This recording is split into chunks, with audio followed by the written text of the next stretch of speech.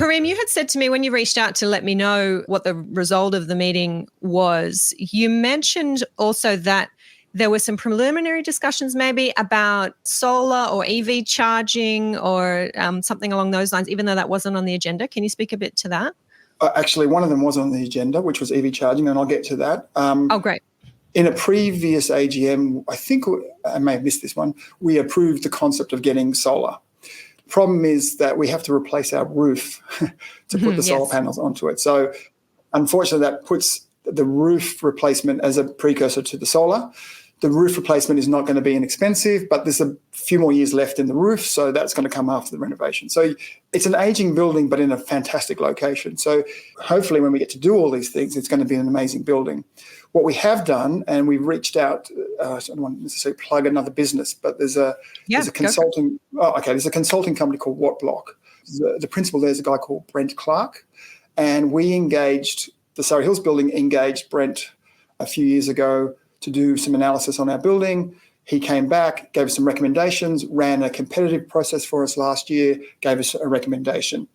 So we were about to put that to an EGM, and there was a whole bunch of conversations about, it's too early, it's a lot of money. And just to give you a little bit of context, the solutions that we were looking for was to manage the power coming centrally into the building, and then from the centrally managed location, at a lot owner's expense, they could then wire out to their own parking spot. So that central bit was about $120,000, and that would be shared. That's an owner's corporation cost. And then if you wanted to wire in your own parking spot, that's another $3,000 to $5,000 at your expense in your own time.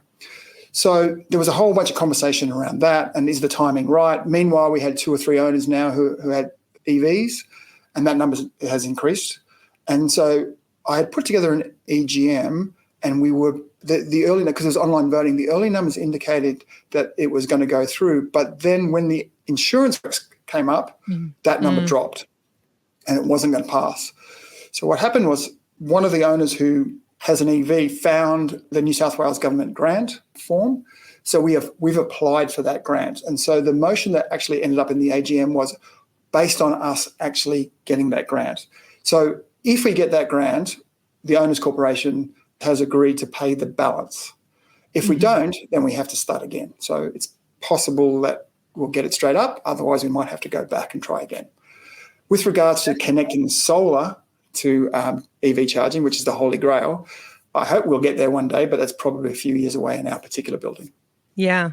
Well, look, I'm happy that you've mentioned Brent Clark and Watt Block. I was chatting to Brent just a couple of days ago. We've recorded a podcast episode because he's doing a lot of exciting things in terms of mapping where buildings are located that have solar, EV, other sustainable infrastructure installations, and really being clear and spreading, I think, the important message that these buildings that have these additions are indeed, we've already got the data coming through, more valuable. People are paying more money to buy these apartments. Renters are paying more rent to rent in these buildings. And Brent actually said, solar, I think there might only be maybe one building that he's come across that powers their EV charging with solar. So you're right. Wow. That is the holy grail. Yeah. The holy grail. Yeah, and we've now in the 164 building, we've just engaged Brent to do the same thing.